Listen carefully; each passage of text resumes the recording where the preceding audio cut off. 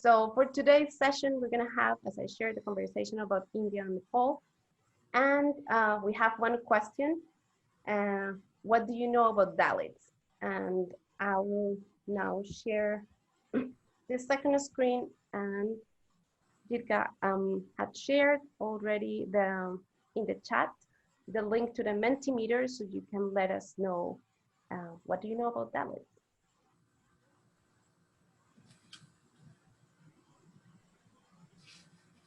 Hi everyone, so if you can go into the chat and click on the link, it will take you to the website, the Menti, and there's a question, what Ellie said. If you can answer it, we will share the feedback.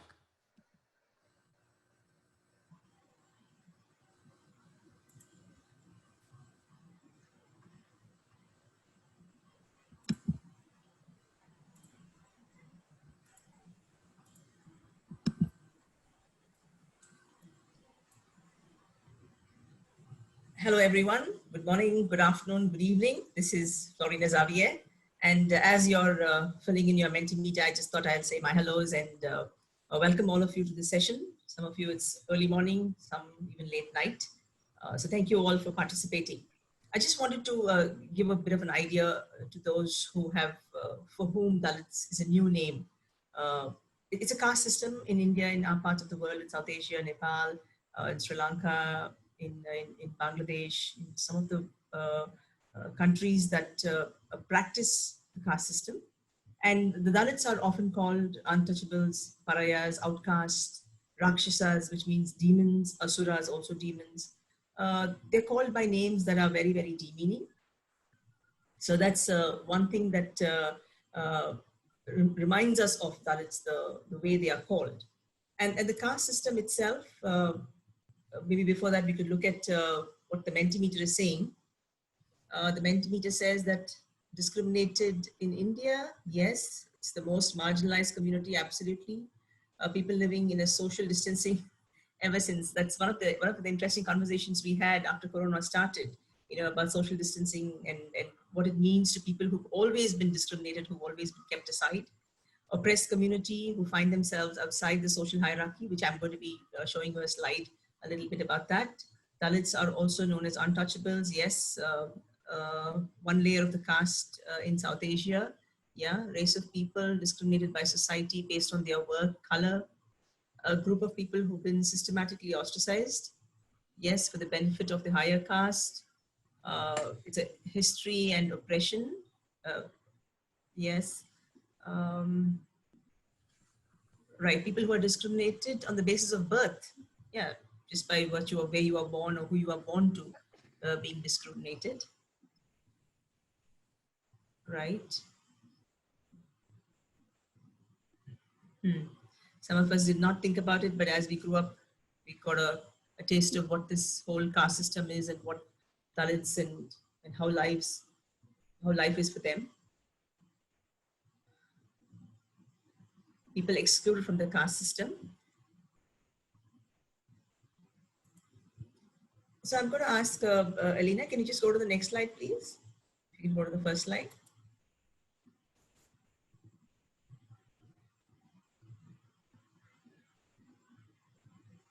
So my first slide is about just the hierarchy itself in caste system. And as you can see, the Brahmins on the top, the Kshatriyas, the Vaishyas, the Sudras. So this is how the caste system was divided. And outside of this is the Dalits or the untouchables. Now, often Dalits are mistaken for Sudras, or they say, oh, the lowest rung of the caste system. No, they are not. They are outside of the caste system. They don't even fall within the caste system. And that's the most difficult part. The panelists will be saying a lot more on that, so I'm not going to. I just wanted to give you an introduction. It's very similar in Nepal. Next slide, please. And next slide, please. The caste system is very, very similar in Nepal with, again, Brahmin, Kshatriyas, Vaishyas, Sudras, and you have the Dalits. And they also have included the indigenous people as part of their caste system in the traditional Nepalese caste system. Next slide, please. And if you look at the percentage of people, we have about almost 20% of the population in India are Dalits, and similarly about 13%, 12.8% of the population in Nepal are Dalits. And given that we have such a big population, we are still grappling with what are we doing with this large community? How are we treating them? Now, oppression is not a new word for us. We've all known oppression. Some of us have been oppressed in our lives.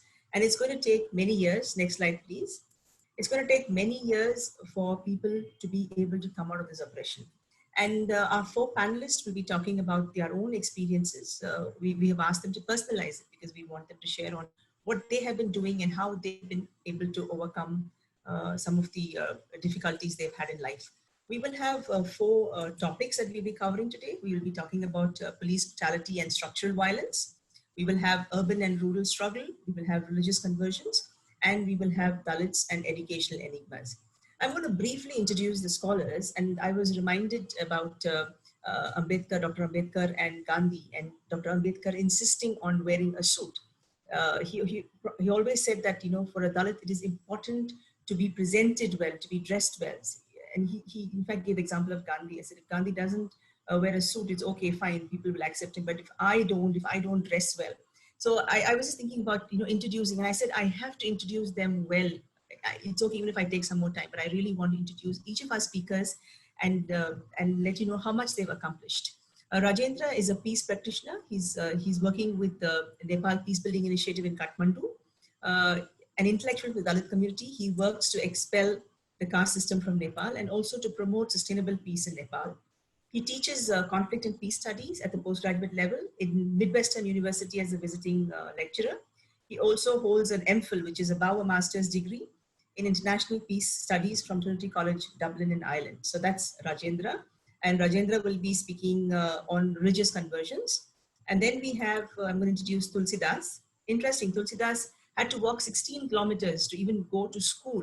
And that's the perseverance he had to finish his education. After school, he went on to do his master's. He had to work part-time to get his master's in economics.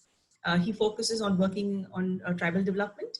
He's currently pursuing his PhD. He's from somebody who had to walk 16 kilometers to somebody who's doing a PhD now. Indeed, very, very inspiring journey.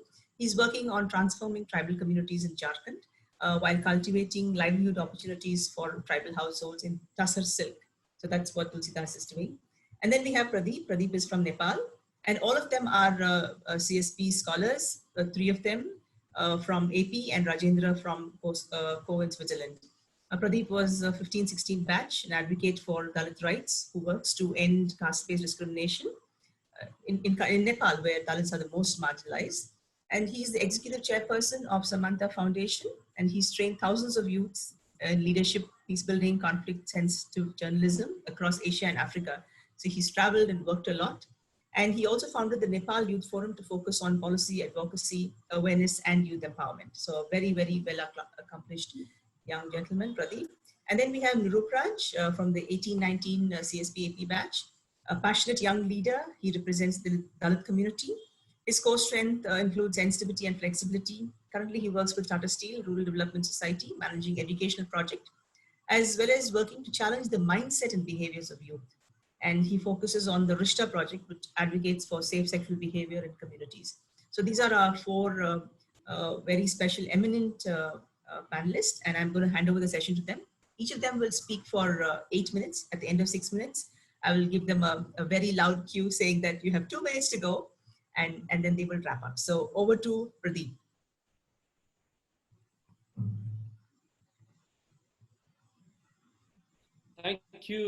Thank you so much, Florina. It's a wonderful introduction.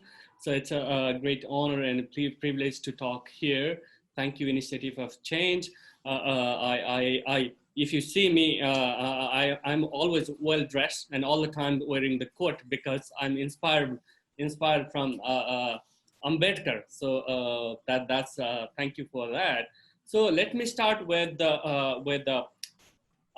We want to talk about the peace and happiness and everything, but while we're talking about this brutality of police and state and non-state actor, this is a very sometimes very painful for myself.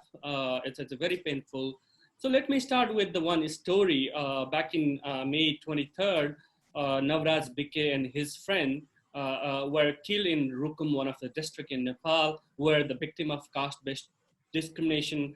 He fell in love with a young girl, so-called high caste group, and then their family and that community killed them. So that's the one of the incident happened back in May 23rd. And same day, the body of 13-year-old child Angira Pasi was found and hanging a tree in Rupandehi. She was raped and murdered. There are two representative stories of Dalit, those condemned and persecuted every day in our caste hierarchy. Outcome of century-long caste system practices, yet many more stories remain unreported and untold. Dalit Lives Matter Nepal is inspired by these untold stories and unheard voices of those petrified, vilified, persecuted by the Nepali society, the state mechanism, and casteist mindset. So that's how we started this new movement called Dalit Lives Matter Nepal. Now it's going rapidly around the country, and then we're planning to do more on these issues. So Dalit Lives Matter Nepal is a social movement to create a just society where every Nepali can enjoy life without the fear of being persecuted in the name of caste, gender, language, faith, religion, geography, and opinion. So that's the one of the campaign where we started. So we have more than 20 people death have been reported, in which victims were killed only because of their caste. Since the new caste-based discrimination and untouchability offense and punishment act 2008 came into force, but that's happening continuously. Cases of at least 20 of caste-based discrimination reported, and at least 9 that have lost already their life in last 6 months. I already share of 2 cases, and then I'm sharing 2 more cases. And custodial death of Dalit are also reported in the last 3 months in Nepal. So which is really, really sad. So I'll share the one story from Sambhu Sada, Dhanusa, where in the pandemic and then lockdown going on, it's in June 10, 2020, Sambhu Sada, a 23-year-old Nepali truck driver from one of the district called Dhanusha in the flatland Madhya.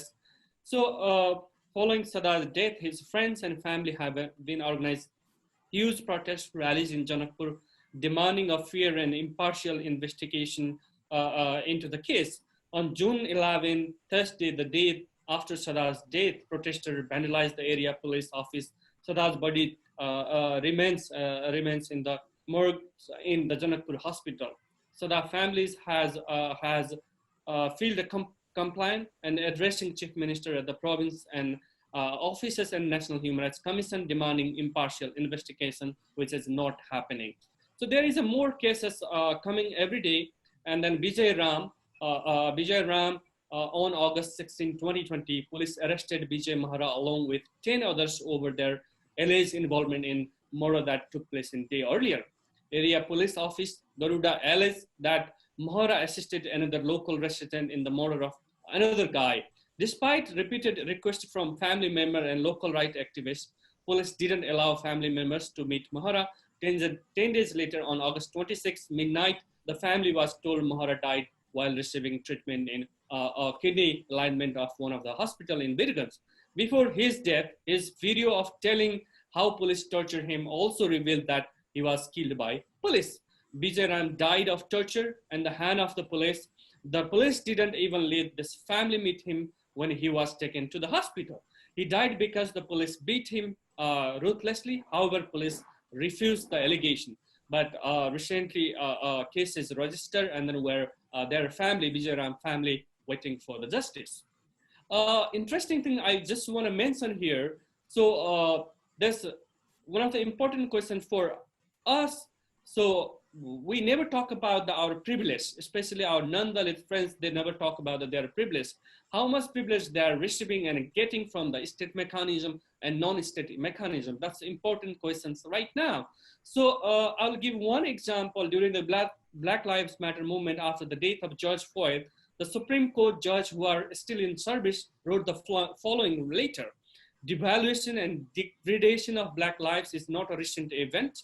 It is a persistent that systematic injustice that predates this nation founding, but recent events have brought to the forefront of our collective consciousness of painful fact that is far too many of our citizens. Common knowledge, the injustice faced by Black Americans are not relics of the past. It is the collective product of each of our individual actions, every action, every day. It is only by carefully reflecting on our action, taking individual responsibility for them, and constantly striving for better than we can address the shameful legacy we inherited. We call on every member of our legal community to You reflect have on the 2 moment. minutes, Pradeep. Yeah, I'll wrap up in quickly and ask ourselves how we may work together to eradicate racism. Now we need to think about how can we eradicate caste-based discrimination together. Now those people who are getting the privilege, they are not thinking about these issues. They are thinking this is a Dalit problem. They are thinking that's not their problem, but this is their problem because they are practicing it. So they need to stop the practicing this inhuman activities, inhuman practice. So I'm asking to my non-Dalit friends, let's talk about their privilege. Let's talk about their privilege so that only that time they can realize what's going on in this country or what's going in South Asia. So Dalit Lives Matter is important. So we need to think about that. Without thinking Dalit Lives Matters, we can't grow. South Asia can't grow. That's why we're in the back. So let's think about that. Let's think about our privilege. Let's think about everyone's saying everyone's lives matter. We're not saying other lives not matter. But what we're saying is Dalit lives matter is very, very, very important. Thank you very much for now. Thank you. Thank you so much, Pradeep. Really appreciate some of the things that you said, especially given privilege that we often forget, the others forget. So I'm going to hand over the session to Tulsidas. Tulsi is trying to get on. He's having network issues, so maybe. Tulsi is going to be speaking about rural and urban. So in the meanwhile, is Rajendra ready? Rajendra? Yes, Dr. Javier, I'm here. I'm ready. Yes. So Rajendra, probably you can talk to us about the religious conversions of Dalits. Sure. Thank you so much. Greetings of the day to you all listening and watching us from different parts of the world today. I'm really glad to be here. So today I'm going to talk about the religious conversion and how these things are coming up in the recent days together with this Dalit Life Matter movement going on in Nepal. So Dalit Lives Matter movement has triggered a multifaceted questions of like discourse of Dalits liberation here. People are searching the reasons why Dalits have been persecuted, why they have been discriminated and forced to such inhuman practices in our part of the world. So that things have been really reinforced by this movement at the present. And today I'm going to invite you all to explore the questions that we have with the religion. The religion here that we practice is basically Hinduism. So I'm going to talk about Hinduism and the conversion to different religions from Hinduism, conversion of Dalits. Actually, Dalits are as you have already seen from the presentation of Dr. Javier, they are the parts of the Hindu religion, but they are never treated as the equal human beings in Hindu religion, and they are persecuted like on different bases. The persecutions have been sanctioned by the religious scriptures fundamentally. Like there are scriptures which says that Dalits can't read and write. They can't hold any property. Whatever property they hold could be possessed by non-Dalits or the high caste Hindus. So that things are there. And also there are like laws in the Hindu scriptures which mention that for similar kind of crimes also Dalits could be treated more harshly. So I think we can connect this with Dalit Lives Matter movement here. Whatever like Pradeep ji told us now, it's very the big situation, like rampant situation of the persecutions against Dalits at the moment. So we can relate with that also. So Dalits have been killed for entering into the temples. They have been killed for riding horses in their marriages. They have been killed for fetching water from the well, common well, and they have been also killed for touching water taps. And these things have been mandated by the religion. That is why Dalits are trying to come out of the religion in order to get rid of this discrimination. That is there. And if you see the persecutions against Dalits, you could also relate it with the religious mandates that I just told, the religious sanctions, because in the religion it was mentioned that if Dalits chant religious hymns from the Hindu scriptures, then their tongues should be taken out. And if they listen to the hymns, religious hymns or sermons or anything like that from Hindu religion, then their ears should be poured with the molten glass. So such was the mandate of the religion we had in Hindu scriptures. And that is why these people, the people, Dalit people at present are, like having all kind of operations from state, as thus, as just Pradeep ji mentioned, 13 years old girl was raped, and she was forced to marry with a higher caste rapist, and later her family persecuted her and she was hanged. And the investigation is still going on, and the state mechanisms hold by non-Dalits, the higher caste people, they think like the girl suicided her, committed suicide herself. So such is the situation in Nepal and in India that we are facing in the current situations. So Dalits, I mean, like they are treated even below animals sometimes, not like animals. Animals are allowed to enter into the houses and then public places, but we are not allowed. And they are not even allowed to enter into the temples, as I just told. So such is the situation. That is why Dalits want to jump out of this problem. Let me tell you one analogy here. For instance, there's heavy rain in the we are experiencing a heavy rain, and you are in the middle of the road. So one house is there which has closed its door for you, and the other house is there which has opened its door for you and inviting welcomely, well-heartedly, welcome to my home. So saying like that, where would you go? I think you would definitely go to the house that has welcomed you and that has opened doors for you. Similar is the situation of the conversion here. So other religions are inviting people like Dalits and all people, and like Dalits are there, and then their own religion, the Hinduism, has closed doors from them. That is the reason why Dalits have been converting en masse in South Asia, particularly in Nepal and in India in modern days. And that was they are highly inspired by their demigod, Dr. B.R. Ambedkar. I know, I don't know how many of you know about it. Ambedkar was a writer of the India's constitution and very learned Dalit from India. He converted, so he told his followers that conversion is the only way, or getting out of Hinduism is the only way to get rid of this discrimination.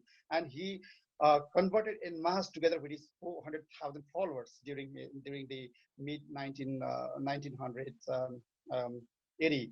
So that was it, and that is the reason like people are converting here to different religions, but to not to remain on the Hinduism. They are converting to either Buddhism or to Christianity or to animism or to any other Islam or to any other religions. And this has been kind of blamed by the Hindu contractors or the high caste Hindu people to the foreigners, as like they are told like, okay, you guys are luring Dalits to convert by providing money. So they are kind of refuting the conversion that way, but that is not the reality. In reality, Dalits are converting to get rid of the religion, and that's and I myself is the example of it. So if time allows, I will also share about my examples of how I converted to other religion and why I didn't remain or didn't want to remain on the Hinduism. It was so I can also share about that. And if you see in the current days, like in India only, You have 2 minutes, Rajendra.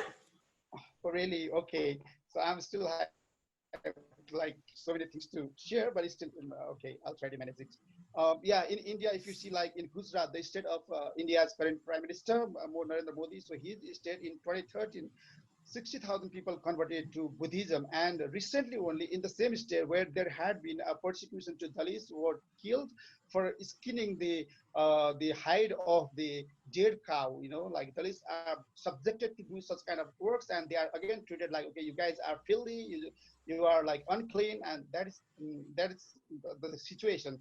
And in Una also, so many people converted this time only. And in Nepal, there are so many people like asking to convert to like MNO, like Mongols organization, or to Christianity and all. And these things are going on just to escape away from the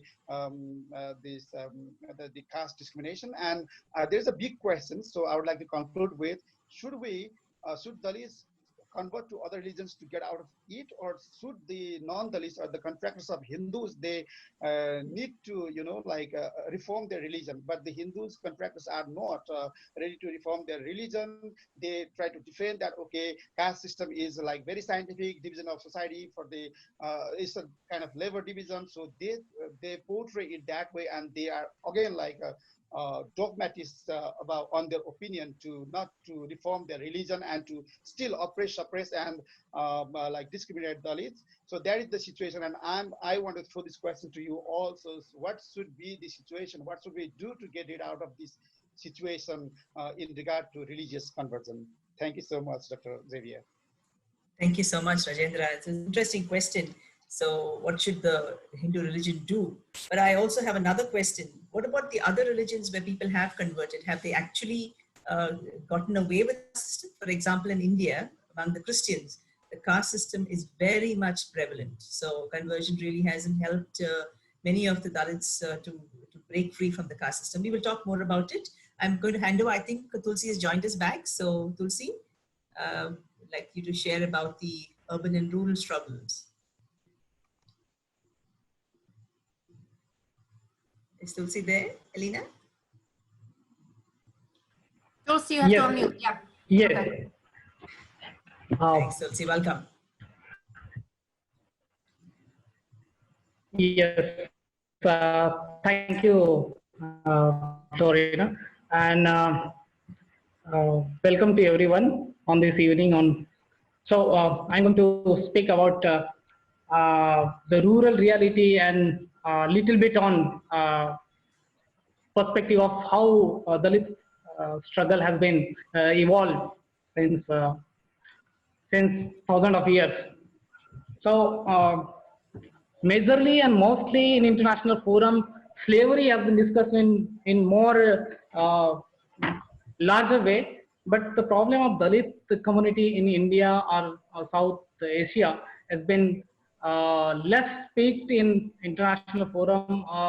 Even in the UN, government mostly speaks, especially in the Indian government, speak that Indian constitution has a law to abolish the untouchability, and we don't have a caste discrimination. So that is a representation every year happening in UN. So in context with that, just I want to quote few things here. The slavery in other world in US and the black people struggle is the same with the untouchable community in India. So the situation of Dalits in India is akin to the African American in the US in a number of ways. Both are historically suppressed and practically treated as a second-class citizen in their respective countries. Racial segregation backed by legislation like black codes and Jim Crow laws in America, made segregation in housing, education, public transport, public parks, theaters, schools, even in modern India, in big colonies and townships. There are written codes in townships that Dalit will not be allowed in a certain ways. They are not propagating it directly, but indirectly there are ways to keep them out. And the space in the legal space in US only in few decades ago, I can give the example, the slavery in US is morely coming in discussion since the 400 years. But in Indian context, the untouchability is far more than long history. It's more than 1,000 years. This has resulted in a segregation and hierarchical citizenship. I can give an example. The untouchability and the social stratification in India. It's a vertical, apartment kind. There are 4 apartments. The upper apartments for the Brahmin community, then Kshatriya, Vaishya, and Shudra. So no community can interchange. That building is without ladder. So if someone has born in the Shudra community, he will remain till the death in the Shudra community. This was the vertical stratification without ladder to go up and down. And this was the coded in Manusmriti in India, and that is linked with the religion. So it is morely practiced in attitude level. So there are practices happen since civilization. That practice is the way to live. So Mahatma Phule said the slavery in US is more open. The slave is known to their master. Who is the master? They can revolt it. But in Indian context, slavery, there is a 2 type of slavery. One, the bonded labor, free labor concept was there. And I think we lost Tulsi. Tulsi?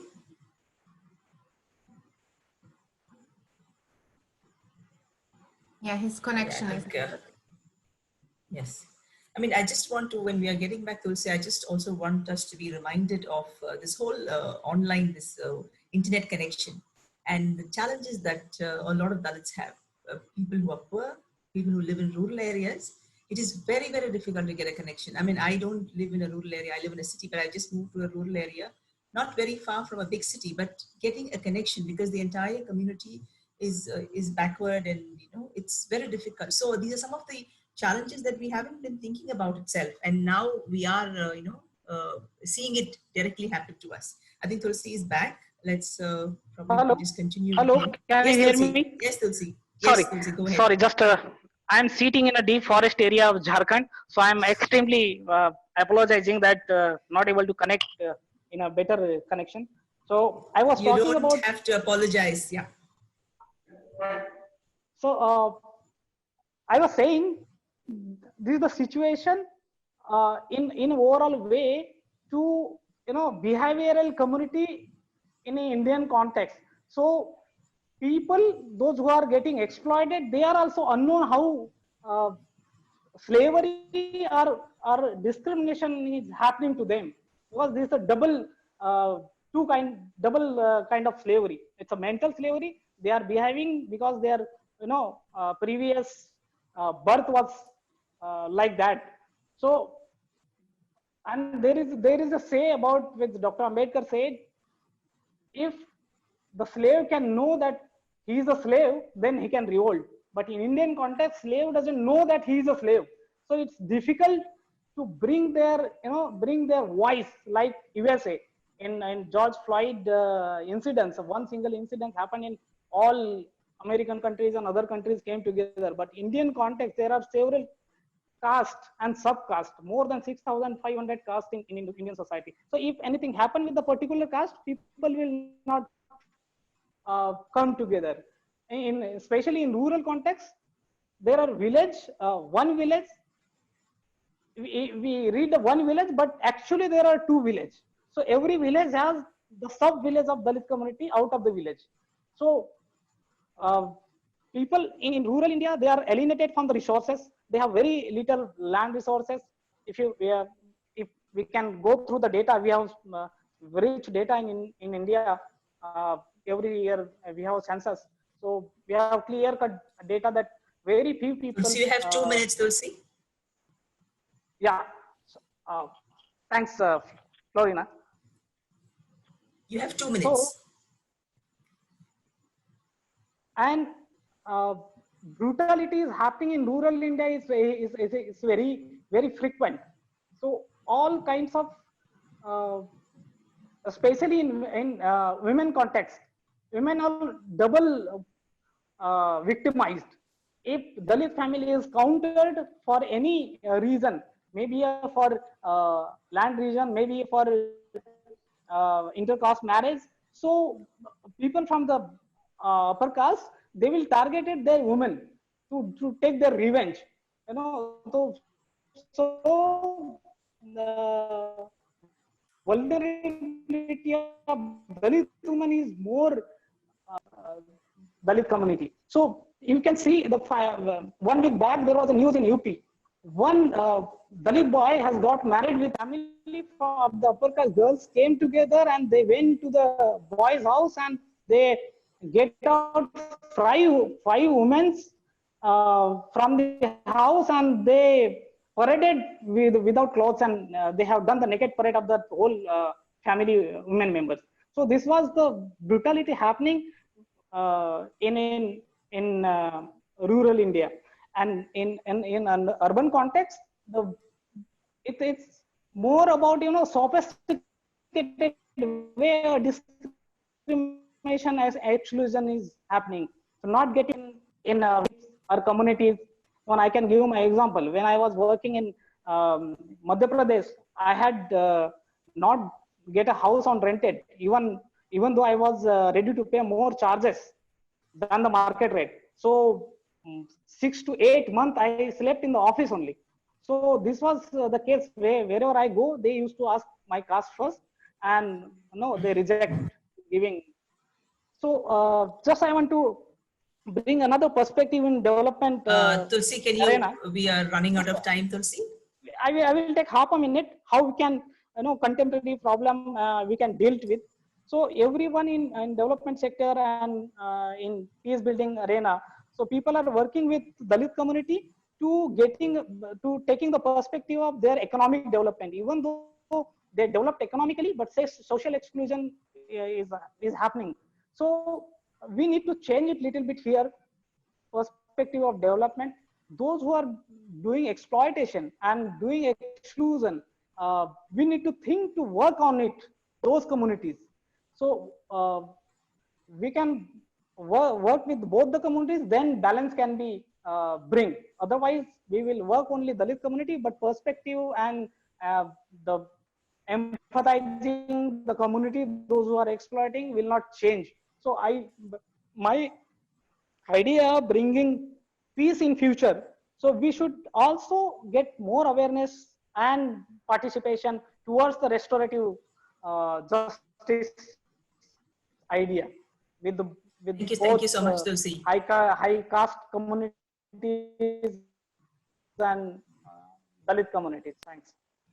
Thank you so much, Tulsi. I'm sure there's much more to be said, but just for lack of time, I want to move on. I want to hand over to Nurupraj. Nurupraj, you have 8 minutes. At the end of 6 minutes, I will let you know.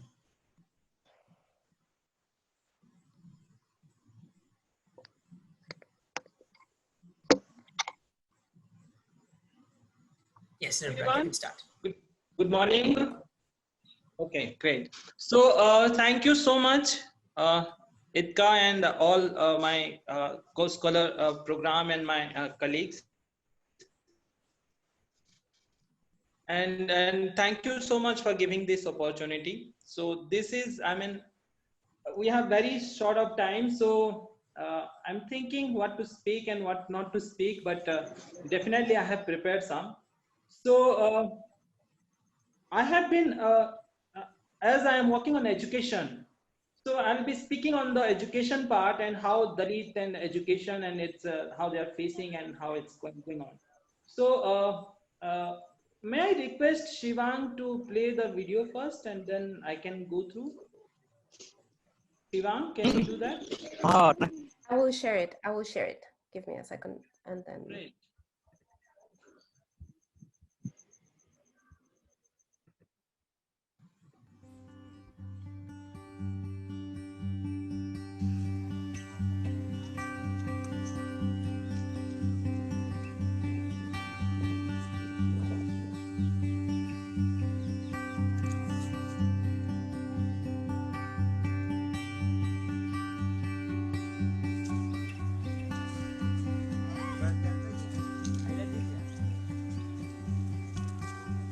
एक दिन गई रही school, झाड़ू लगवाने और वापिस भरवाने, फिर कुकुर मारा रहा एक दिन बाबा ने, नाई बहावत रहे, डंडा डंडा मारे नहीं।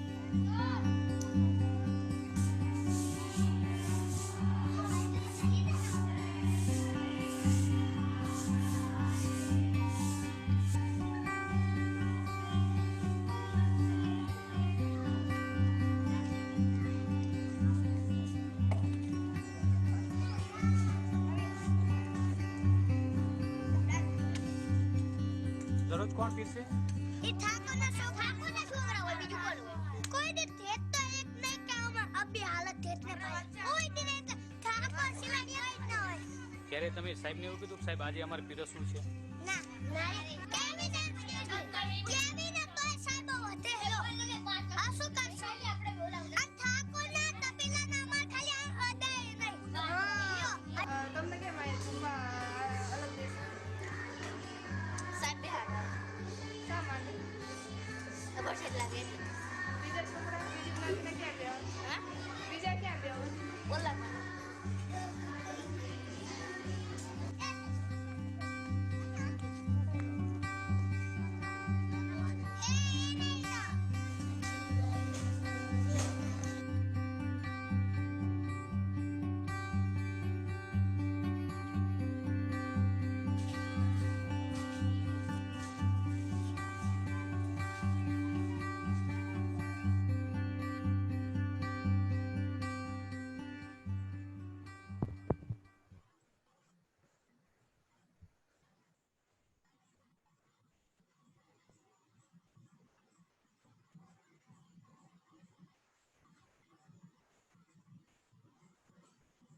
Nupraj? Nurpash, can you continue? Sorry, I had an issue with the video and it stopped.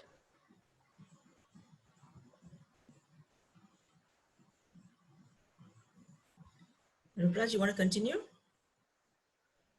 Yeah, Hello? Yeah, go ahead. We can hear you. Go ahead. Okay. So that's the case in India, and how the education system is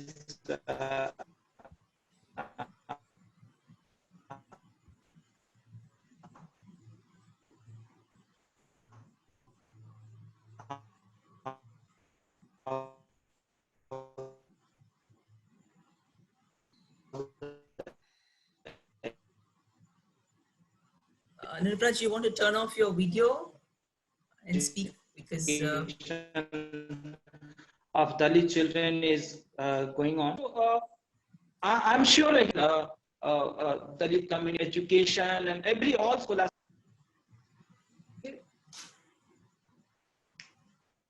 Yes, we can hear you. Okay. It's better without the video, yeah. Thank you so much.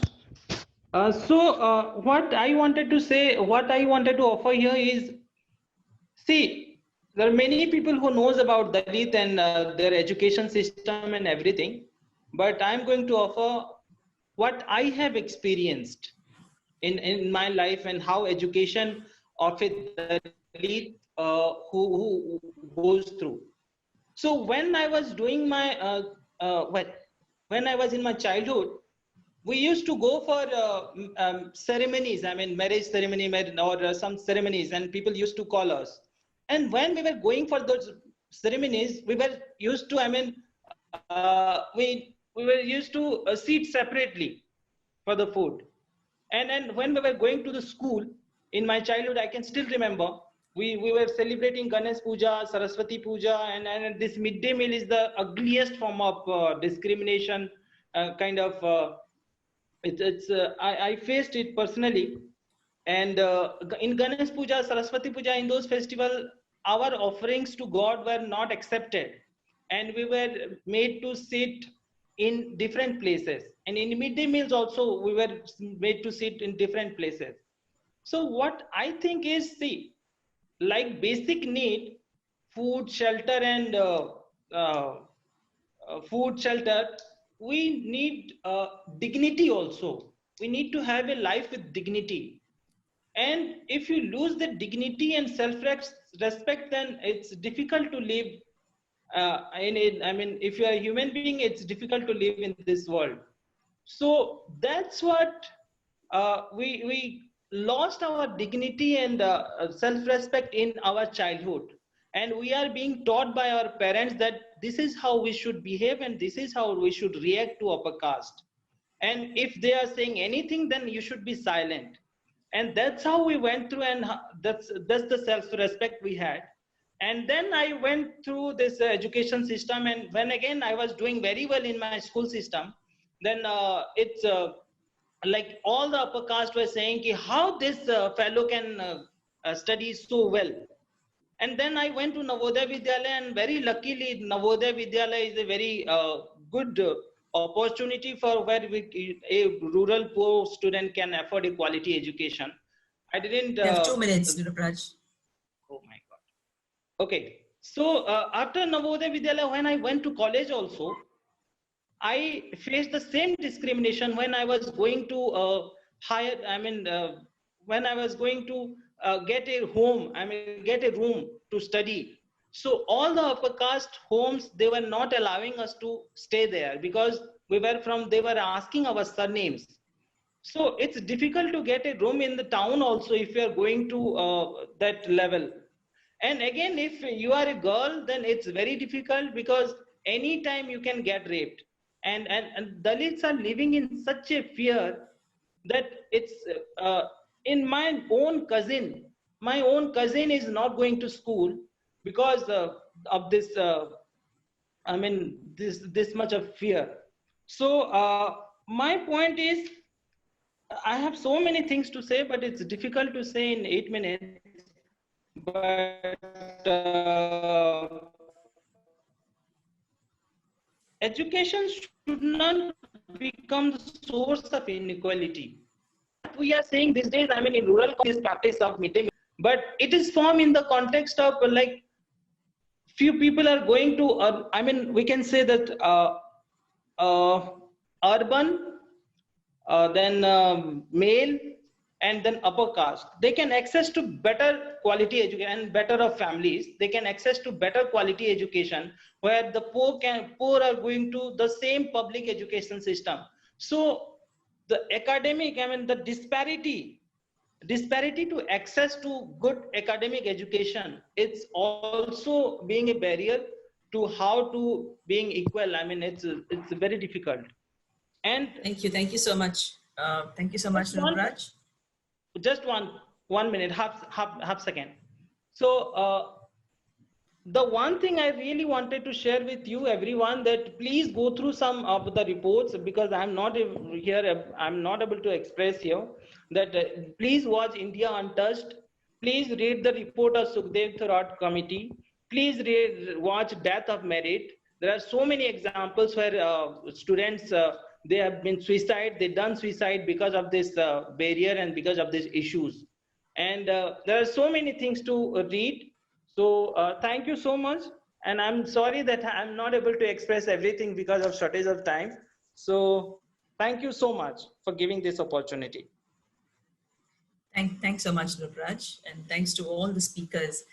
Definitely we did not do justice to time because there's so much to be said from their personal lives, but from what they have done. I am going to wrap up, and then I'm going to, after 8 o'clock, which is an hour from when we started, I'm going to open the session for questions, because those of us who want to stay can stay and ask questions, but those of us who have other things can also move on. I just want to wrap up, summarize a little bit of what everybody said, our 4 speakers said. We have to remember that being a non-Dalit is a privilege. Yeah. So for those of us who are not Dalits, let's remember that. And so to make the best of it and give our lives to the others, that's important. Let's not speak for them. Let's allow them to speak for themselves. Let's allow Dalits to speak for themselves, because often we become their voice. Should not happen. And growth is not equal to holistic growth. So which means that Dalits should be part of the growth.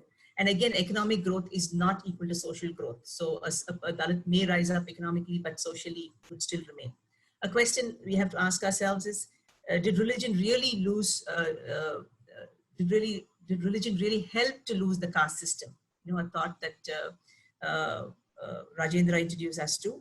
And its caste system is like a building without ladders. You cannot climb up. You will remain where you are, just not happening. There's no movement upwards. And Dalits are made to think that that's a way of life. This is how you have to live. You cannot, this is fine, this is okay, yeah? So to challenge that status quo is really important.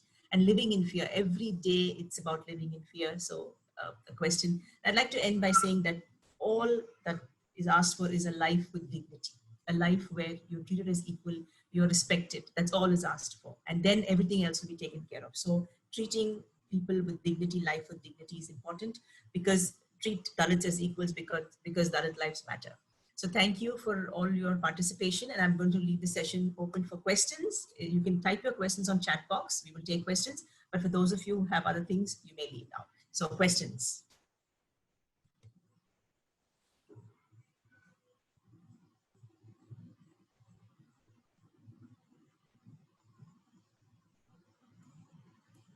Questions, appreciation for the speakers, all welcome. Comments? Dr. Javier, you had a question to me. Can I respond to you? Go ahead, shall I wait Rajendra. for the- Sure, thank you so much. Yeah, you asked that. I mean, whether it's like, not a question to you. It was a question for us to think about. You know, if but yeah, please go ahead. Okay. Sure, yeah, that's a good question. Like, is religious conversion a way to get rid of the caste discrimination? So I would say it's a question to be debated, because like there are people who think that we have lived their life with conversion without discrimination. For instance, myself, I also converted to get rid, and I happily married with like a higher caste girl from, you know, like, and then we don't have that discrimination, at least in my church. The community people those used to do discrimination to me, they don't do it at in the church, since after they also adopted this religion. So that is one thing that the experience that I've lived. And the other thing is like there are radical left who are who are against of this conversion, any kind of conversion. They think that, okay, religion is, of course, like it's a Marxist theory, like religion, comparing religion as a opium. That thing is there in Nepal as well. So they think like, okay, so you guys can be either atheist or be enemies, but don't be any, don't follow any religion. So that thing is also there. So if I have to like suggest or to the to this Dalit Lives Matter movement activist and all, like myself and Pradeepji and all, I would say conversion could be a potential way of getting rid, but definitely it shouldn't be guided or by anything, any incentives or anything like that, but from truly from the heart, and that's working practically. So that's what I would recommend. Thank you so much, Dr. Xavier. Thanks so much, Rajendra, and kudos to your church for accepting you. But I wish all other religious institutions will be as kind to Dalits as yours has been to you. We have a question here. What is being done in training teachers and education to overcome the false hierarchy of caste? So is there anything being done while teachers are being trained and with the education system to break the caste system? Any of the panelists want to respond to that?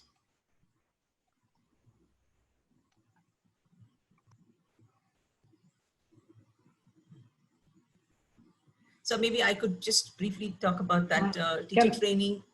Yes, Tulsi, go ahead. Tulsi, go ahead. Can you just repeat the question? Okay, so the question is, what is being done during teacher training and in educating teachers to overcome this false hierarchy of caste? Because the video spoke about discrimination in school. So what is being done in teacher training and with books to help remove this caste system? I think there is very few content on this issue in teachers training.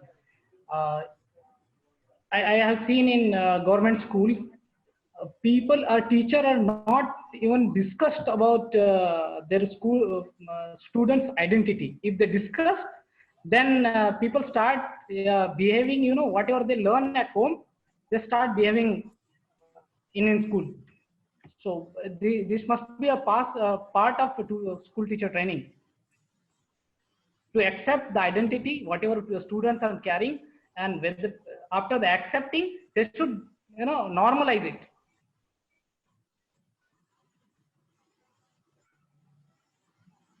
Okay,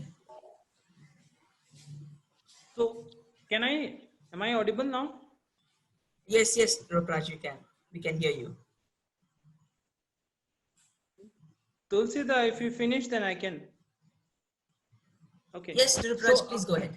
So the legal policy is there, the legal rights and everything is there in Right to Education Act also, or in every aspect there is.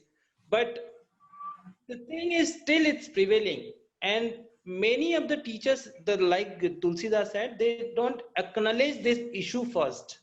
The acknowledgement of this issue is very necessary in the beginning, and then talk about it in the classroom with students, ki how it is being privileged being in Nandali, and how it is being, I mean, being like being a Dalit. So it's not happened in many of the classroom of in India, but there are still such classrooms happening. I mean, there are still such classrooms are there where this kind of talk is, I mean, getting promoted and people are talking about it. So I have done this in my village, in my schools, and talk about it and acknowledge about it. And the teachers also supported me now. Yeah. Thank you so much. And I think the more we raise it in institutions and schools, it's when we can overcome it. There's a question from Pikani. Do you want to ask the question, Pikani? Hi, I'm audible? Yes, we can hear you. Yeah, I am Pinaki. I'm sorry. Pinaki, my sorry. Name, it's a Bengali name, so I get a lot of missed things. But thank you for Sorry. this very heartful discussion.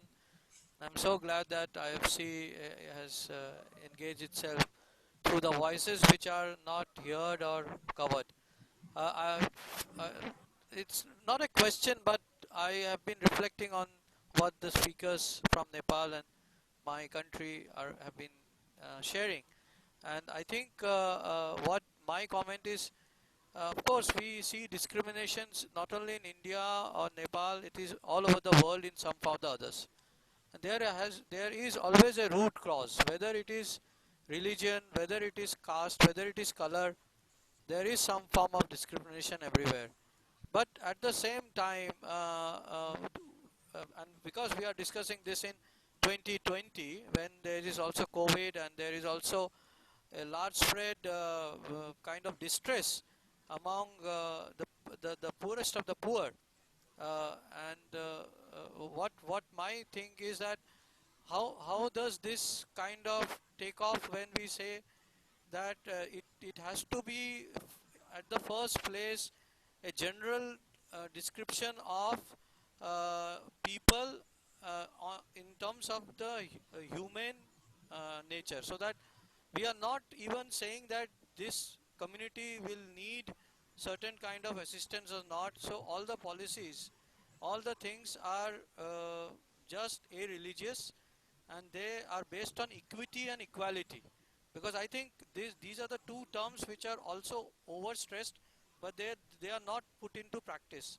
So what if, for example, in India, reservations are one thing which people debate, and I have been receiving also comments, but having said that, and for Nepal I don't know what it is there, but the comment I wanted to have a reaction on is, how does this feel that the main objective of this discrimination starts from the fact that we don't respect each other and we don't have equality and equity at the core of all our policies, and then we kind of decouple it from religion, we decouple it from all the discriminatory factors. And of course, talking about Hinduism and everything, they're all man-made, no, we don't have any proof that our god and goddesses were discriminated, or they have some kind of rule, but they were all man-made.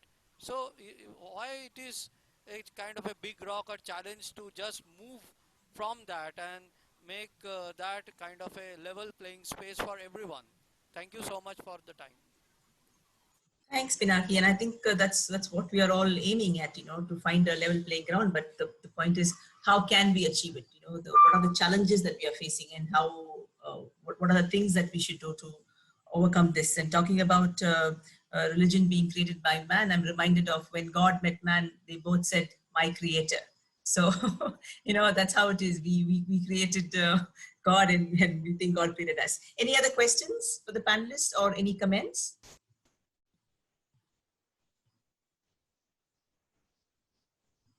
I do not see any questions in the chat box. We have Okay, so there's one which said, shared, yeah. oh, so, Eliana, do you want to read some of the questions?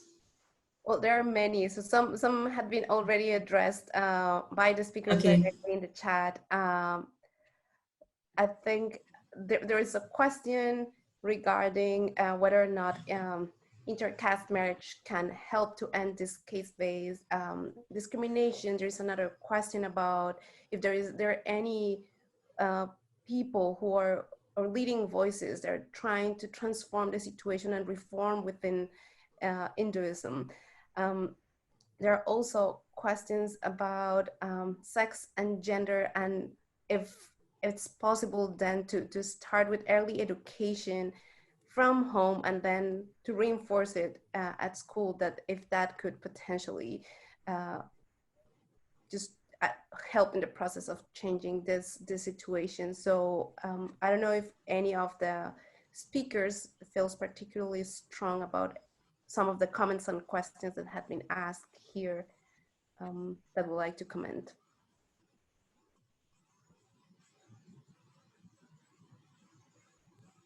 Yes, Rajendra, you want to?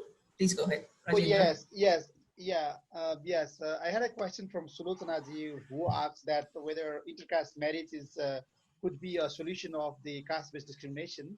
So that is the, upon my, these many years of contemplation have kind of taken me to the conclusion that this intercaste marriage is the ultimate way of getting rid of it, because it helps in bridging the communities together. And when it comes to your own blood, you can't definitely discriminate, but there are people who do discriminate even in their own their sons and daughters having done intercaste marriage, but most of the times it doesn't apply. For instance, in my case only, so this is a lived experience, so I would like to share. In my case only, also these father and mother-in-laws are, my in-laws families are like higher caste, and then they didn't invite me for quite a long time, 6-7 years of our marriage, and we had a baby, and then we finally were invited there, and I had kind of small height in my community as a lauded person and doing good in my professional and personal life. So that factor was also in play, but they definitely kind of agreed and they accepted me. And it was, I don't know if you believe it, but they are from very, very strict family. Her father was a very this priest doing sraddhas and all, but they still accepted me. That means at least in their heart, in that family only, that thing is gone. So I would say this is a very, very big component. Thank you. Thanks so much, Rajendra. Pradeep, do you have something to say, Pradeep, on that, or another question that you want to address? Yeah, thank you, Florina. I just want to respond on one question that's asked by Sandhya Acharya, especially non-Dalit role. I just talked earlier also. First, we need to talk about our privilege. When we realize our privilege, then we think it's used in different ways. One. Second one is when we know about the privilege, then we realize about the most of the time people think that Dalit issues is their problem, not non-Dalit problem. I earlier also mentioned this is non-Dalit problem also because this exists in our society. So how can we change, especially my younger fellows? I have a huge hope. I mentioned about the Navraj Bike case in Rukum also, that there were with Navraj Bike there were non-Dalit, his young fellow with him, and they also killed in that time. So that means young people are looking for change. So if you really want to see the change, so think about how can you be a part of that change. So you need to think in that way.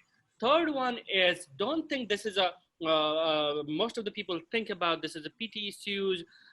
Think this with the empathy. So when you have empathy on the issues, then you can realize more and more. And then this caste questions is deep rooted in our inside mind and body. So we need to realize in different ways so that only you can make some positive change on this issue. So think in different ways. So we need to have a caste conversation in our home, in our family, in our society, and then our friend circle. So that time only we can make a change. So non-Dalit friends, think and act on these issues. Yeah, Thank you so much, Pradeep. Can, And I can also would, with the can I non-Dalit add- friends, also inviting men, because one of the speakers spoke about how women are doubly oppressed. Yeah, so being a Dalit woman is one of the most difficult way of living. So to think about the women who are oppressed as women, but also as Dalit women. So let's think about that as well. Can I Yes, add Tulsi, please. just I want to add one basic issue. Why it is happening? Discrimination, violence. So there is a core philosophy. We need to understand. It's not an issue of making policies and implementing on their economic development. It's a problem with the mental health. So the coding of when Manu's coded in Hindu religion or practices. So there are three basic problems noted by Dr. B.R. Ambedkar in Who Were the Sudras and Caste in India. Is written very thoroughly anthropologically. So he says the upper caste seek to control the body through unpaid or lowly paid physical labor, and second, mind, through imposition of feudal cultural traditions and customs and denial of educational opportunities, and third, soul, through the religious beliefs and Manusmriti. These three, in this three way, they have totally controlled the society and the communities, Dalit community, to not overcome out of it. So this is the mental problem is more rather than in making policies and getting development. And there was one more question: how reservation can solve it? Reservation just a tool to bring them in a representation. It's not a total solution to get out of caste discrimination and caste mentality. This is one way of bringing them towards the representation in a larger way in the community to get voices. Thank you. Thank you so much, Tulsi. So thank you so much, everyone, for this evening. I think we have learned a lot, and let's keep reminding ourselves of the questions that were raised, challenge ourselves and challenge our day-to-day lives. Often, it's very easy to forget these things. So thank you so much to the panelists, to Pradeep, to Tulsi, to Rupraj and Rajendra for sharing their life experiences. And I also want to acknowledge that none of the panelists were women. In a way, it's very unfortunate that we don't have a lot of space for Dalit women to speak. Again, it's the structural violence or the lack of opportunities for them to come this far. So I want to acknowledge that, and I want to say that I'm sure that we will make more and more space for women, for Dalit women in these kind of forums. We will include them more, and we are very conscious about this, and we will work on that. So thanks to all of you for sharing, and I'm handing over the session to Eliana. Thank you so much, Florina, and thank you to all of the speakers. It's been a great conversation. We definitely will want to continue, and we will look for different ways and think creatively about how can we continue with this conversation. I will also want to share about 2 other events that we will have. That's my cat, as usual, saying hello to everyone. Tonight, US time, East Coast. Tomorrow, for other localities, we will have a conversation that is going to be around our stories, the stories of our ancestors, and the focus will be Australia and Indigenous communities there. One of our faculty members, Dr. David Anderson Hooker, is going to be part of this conversation. So we invite you to participate in that one. We highlighted here because those who are In the US, it will be tonight for you. So I think it's 10:30 p.m. And tomorrow, we will also have a conversation continuing this one and including then Black Lives Matter. So what are the lessons learned, but also more the solidarity that we can highlight between these two movements, Dalit Lives Matter and Black Lives Matter. And as our speakers today shared, there are many similarities.